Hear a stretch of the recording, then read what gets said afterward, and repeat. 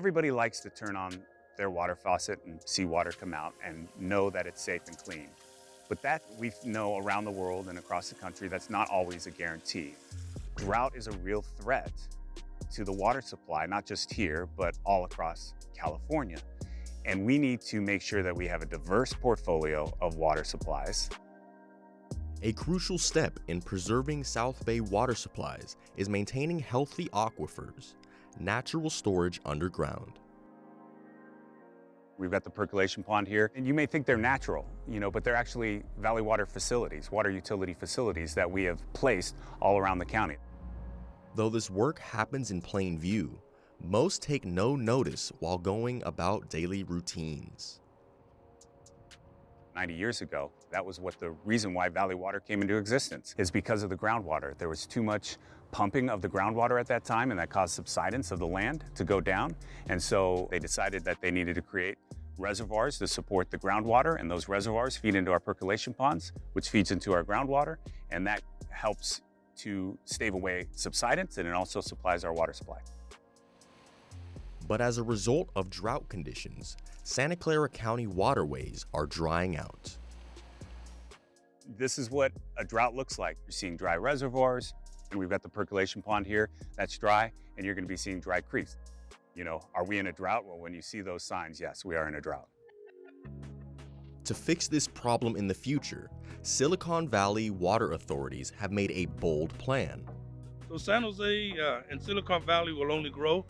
We need to grow with it because we have to supply necessary required water. And there's no other way of creating water that we know of. So we've learned that we need to recycle, reuse the water that we already have. Silicon Valley Advanced Water Purification Plant is a partnership with the City of San Jose, Santa Clara Regional Wastewater Facility.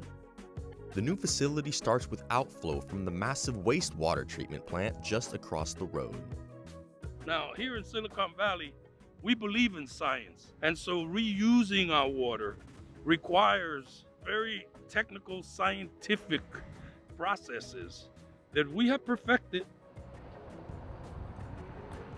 So here at the Purification Center, this is a research and demo facility that was set up with the purpose of helping to educate our community about advanced water purification, the technology behind it, all the security and protocols behind it to ensure that we can produce high quality water. So we get a number of different questions from people. One of them, they want to be reassured that the water that we are producing has the potential to be able to be used for drinking purposes. We are using secondary treated water, and so that within itself has a certain it factor to it. And so really being able to walk through the facility, see the technology in action, really helps them to really understand what it is that we're doing. All over the world, in the Middle East, which is even drier, they've been developing these systems for a long time, recycling water for many years now.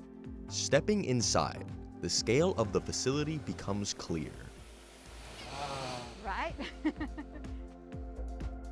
So this is our microfiltration vessels on this side.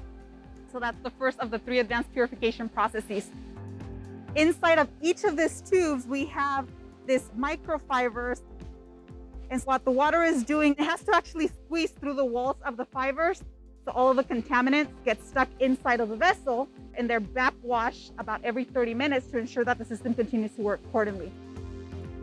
Before we had a purification center, we recycled the water, cleaned it so that we improved the quality of that water, but it was only used for landscaping and on construction sites and so on.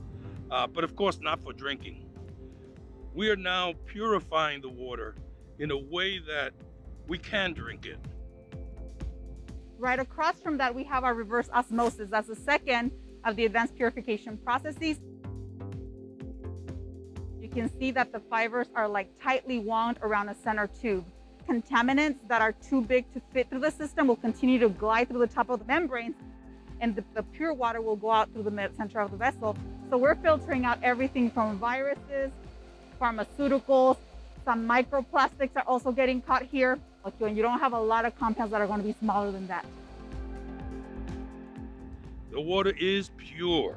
That wastewater is treated to a higher level. In fact, it's purified. I mean, the water coming out of there is better than the water that's in your bottled water.